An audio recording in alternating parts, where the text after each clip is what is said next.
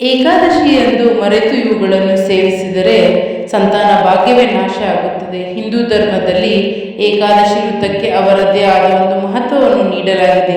ಆದ್ದರಿಂದ ಪ್ರತಿ ತಿಂಗಳಲ್ಲೂ 2 ಬಾರಿ ಏಕಾದಶಿ ವೃತ್ತವನ್ನು ಆಚರಿಸಲಾಗುತ್ತದೆ. ಏಕಾದಶಿ ವೃತ್ತದ ನಿಯಮಗಳನ್ನು ಪಾಲಿಸುವುದು ಎಷ್ಟೇ ಮುಖ್ಯ ಅಂದರೆ, ಏಕಾದಶಿ ದಿನದಂದು ನಾವು ಯಾವ ಕೆಲಸಗಳನ್ನು ಕಡ್ಡಾಯವಾಗಿ ಮಾಡಬೇಕು, ಯಾವ ಕೆಲಸ ಮಾಡಬಾರ್ದು, ಆ ದಿನ ಮಾಡಲೇಬಾರದು ಯಾವುದು ಅಂತ ನೋಡೋಣ ಬನ್ನಿ. ಇಂದು ಪಾಪ ಮೋಚಿನಿ ಏಕಾದಶಿ ವೃತ್ತವನ್ನು ಆಚರಿಸಲಾಗುತ್ತದೆ. ಧರ್ಮಗ್ರಂಥಗಳ ಪ್ರಕಾರ ಈ ದಿನದಂದು ನಾವು ಅನೇಕ ಕೆಲಸಗಳನ್ನು ಮಾಡುವುದನ್ನು ನಿಷೇಧಿಸಲಾಗಿದೆ. ಏಕಾದಶಿ ದಿನದಂದು ಯಾವ ಕೆಲಸಗಳನ್ನು ಮಾಡಬಾರದು ಮತ್ತು ಯಾವ ಕ್ರಮಗಳನ್ನು ಕೈಗೊಳ್ಳಬೇಕು ಎಂಬುದನ್ನು ತಿಳಿದುಕೊಳ್ಳೋಣ. ಈ ದಿನ ನಿಷೇಧಿತ ಕೆಲಸಗಳನ್ನು ಮಾಡುವುದರಿಂದ ನಾವು ಯಾವೆಲ್ಲ ಸಮಸ್ಯೆಗಳು ಎದುರಿಸಬೇಕಾಗುವುದು ಗೊತ್ತಾ? ಹಿಂದೂ ಧರ್ಮ 10 ಮಹಾಪಾಪಗಳು ಯಾವುವು? ರಾಶಿಗನುಗುಣವಾಗಿ ಇಲ್ಲಿದೆ ಪಾಪಕ್ಕೆ ಪರಿಹಾರ.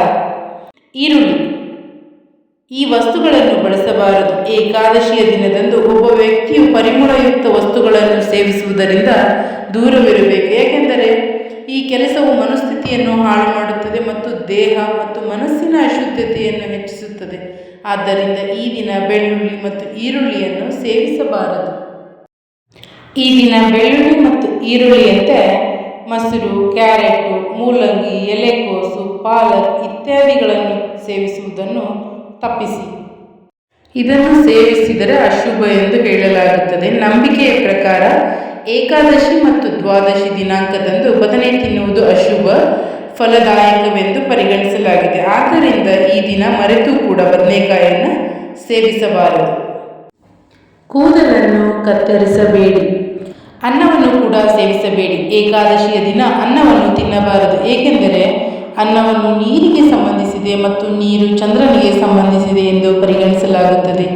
ಚಂದ್ರನನ್ನು ಮಾನವನ ಮನಸ್ಸಿನ ಅಧಿಪತಿ ಮತ್ತು ಬಿಳಿ ಬಣ್ಣ ಎಂದು ಪರಿಗಣಿಸಲಾಗುತ್ತದೆ. ಯಾವುದೇ ಎಲೆಯನ್ನು ಕೀಳದಿರಿ. ಏಕಾದಶಿಯ ದಿನ ಮರದಿಂದ ಎಲೆಯನ್ನು ಕೀಳಬಾರದು. ಬದಲಾಗಿ ಮರದಿಂದ ಬಿದ್ದ ಎಲೆಯನ್ನು ಬಳಸಬಹುದು. ಅಥವಾ ನಿಮಗೆ ಎಲೆಯ ಅವಶ್ಯಕತೆ ಇದ್ದರೆ ಏಕಾದಶಿಯ ಮುಂಚಿನ ದಿನದಂದು ಎಲೆಯನ್ನು ತೆಗೆದಿಟ್ಟುಕೊಳ್ಳಬಹುದು. ಇದು ನರಕಕ್ಕೆ ಹೋಗುವಂತೆ ಮಾಡುತ್ತದೆ. ಶಾಸ್ತ್ರಗಳ ಪ್ರಕಾರ ಏಕಾದಶಿಯ ದಿನ ಮಾಂಸ ಮತ್ತು ಮದ್ಯವನ್ನು ಸೇವಿಸಿದರೆ ನರಕಕ್ಕೆ ಹೋಗಬೇಕಾಗುತ್ತದೆ. ಆದ್ದರಿಂದ ಈ ವಸ್ತುವನ್ನು ಏಕಾದಶಿಯ ದಿನ ತಪ್ಪಿಸಬೇಕು.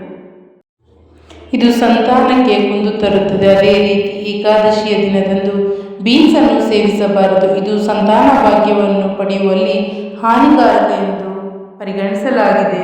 ಬಾರ್ಲಿ ಸೇವಿಸಿದರೆ ಈ ದಿನ ಬಾರ್ಲಿಯನ್ನು ಸೇವಿಸಬೇಡಿ. ಆದ್ದರಿಂದ ಏಕಾದಶಿಯಂದು ಬಾರ್ಲಿ ಸೇವನೆಯನ್ನು ನಿಷೇಧಿಸಲಾಗಿದೆ. ಈ ರೀತಿ ಬ್ರಷ್ ಮಾಡಿ. ಏಕಾದಶಿಯ ದಿನದಂದು ಬೆಳಗ್ಗೆ ಯಾವುದೇ ರೀತಿಯ ಪೇಸ್ಟ್ನಿಂದ, ನಿಂಬೆ ಅಥವಾ ಮಾವಿನ ಎಲೆಗಳಿಂದ ಅಥವಾ ಮರದ ಕೊಂಬೆಗಳಿಂದ ಬಾಯಿ ಸ್ವಚ್ಛಗೊಳಿಸಬಾರದು. ಬದಲಾಗಿ ಬೆರಳಿನಿಂದ ಗಂಟಲನ್ನು ಸ್ವಚ್ಛಗೊಳಿಸಬೇಕು ಎನ್ನುವ ನಂಬಿಕೆ ಇದೆ. ಇದು ಸಾಧ್ಯವಾಗದಿದ್ದರೆ 12 ಬಾರಿ ನೀರಿನಿಂದ ನಿಮ್ಮ ಬಾಯಿಯನ್ನು ತೊಳೆದುಕೊಳ್ಳಬೇಕು. ಏಕಾದಶಿಯ ದಿನ ಈ 5 ಕೆಲಸಗಳನ್ನು ಕಡ್ಡಾಯವಾಗಿ ಮಾಡಿ.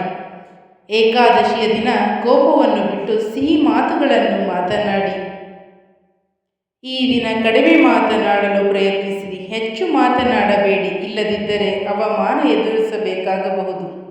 ಈ ದಿನದಂದು ಪಾಪಗಳಿಗೆ ಪ್ರಾಯಶ್ಚಿತ್ತ ಆಶಯದೊಂದಿಗೆ ಉಪವಾಸ ಮಾಡಿ ಮತ್ತು ಯಾರಿಗೂ ಹಾನಿ ಮಾಡಬೇಡಿ ಮತ್ತು ಮನಸ್ಸಿನಲ್ಲಿ ಕೆಟ್ಟ ಆಲೋಚನೆಗಳನ್ನು ಇಟ್ಟುಕೊಳ್ಳಬೇಡಿ. ಏಕಾದಶಿಯ ದಿನ ಉಪವಾಸದ ನಂತರ ದ್ವಾದಶಿಯಂದು ಪಾರಣವನ್ನು ನೀಡುವ ಮೊದಲು ಬಡವರಿಗೆ ಸಿಹಿ ತಿಂಡಿ, ದಕ್ಷಿಣೆ ಮತ್ತು ಆಹಾರ ಪದಾರ್ಥಗಳನ್ನು ನೀಡಿ ಒಬ್ಬರ ಸಾಮರ್ಥ್ಯಕ್ಕೆ ಅನುಗುಣವಾಗಿ ಬಟ್ಟೆ ಮತ್ತು ಹಣವನ್ನು ದಾನ ಮಾಡಬೇಕು. ಏಕಾದಶಿಯ ದಿನದಂದು ಅರಳಿ ಮರಕ್ಕೆ ಸಿಹಿ ನೀರನ್ನು ಸುರಿಯುವುದು ಮತ್ತು ಸಂಜೆ ಅರಳಿ ಮರದ ಬೇರಿನ ಬಳಿ ತುಪ್ಪದ ದೀಪವನ್ನು ಹಚ್ಚುವುದು ಕೂಡ ತುಂಬ ಮಂಗಳಕರವೆಂದು ಪರಿಗಣಿಸಲಾಗಿದೆ. ಏಕಾದಶಿಯ ದಿನ ಯಾವ ತಪ್ಪುಗಳನ್ನು ಮಾಡಬಾರದು ಎಂದು ತಿಳಿದುಕೊಂಡಿದ್ದೀರಿ ಅಲ್ಲವಾ? ಈ ತಪ್ಪುಗಳನ್ನು ಯಾವುದೇ ಕಾರಣಕ್ಕೂ ಮಾಡಬೇಡಿ. ವಿಡಿಯೋ ಯೂಸ್ಫುಲ್ ಆದರೆ ನಿಮ್ಮ ಲೈಕ್ ಕೊಡೋದನ್ನು ಮರಿಬೇಡಿ.